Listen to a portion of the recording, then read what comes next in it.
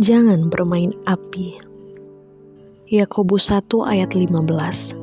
Dan apabila keinginan itu telah dibuahi, ia melahirkan dosa.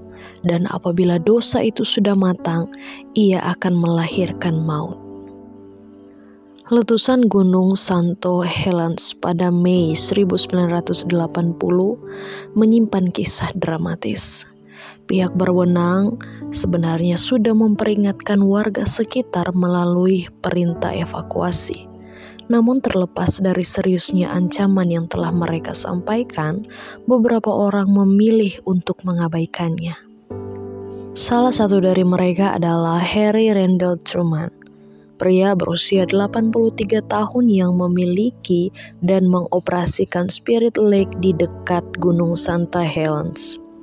Ia mengatakan pada wartawan, "Saya tidak tahu apakah gunung itu akan meledak, tapi saya tidak percaya." Di tanggal 18 Mei 1980, Harry Truman dan pondoknya terkubur abu panas sedalam 4,5 meter. Tubuhnya pun tidak pernah ditemukan. Menjadi pelajaran adalah kebodohan ketika kita tahu dan mengenali sebuah tanda bahaya, namun kita tetap berhela-hela di sekitarnya atau mengabaikannya. Sama seperti dalam kehidupan rohani kita, jika kita percaya pada peringatan Alkitab tentang bahayanya sebuah dosa, kita seharusnya segera lari dari dosa. Dapatkah orang memangku api tanpa terbakar pakaiannya? Peringatan ini sangat retoris, sebab kita pasti akrab dengan cara kerja api, dan tak ada satupun yang mau memangku api karena takut terbakar. Namun sayangnya dalam kehidupan sehari-hari kita sering memangku api. Kita bermain-main dengannya karena kita menyukainya. Bermain api ibarat membuahi keinginan. Apabila keinginan itu telah dibuahi, ia melahirkan dosa, dan apabila dosa itu sudah matang, ia melahirkan maut. Alih-alih bermain api, Tuhan Yesus menasihati kita untuk mengatasi dosa secara radikal.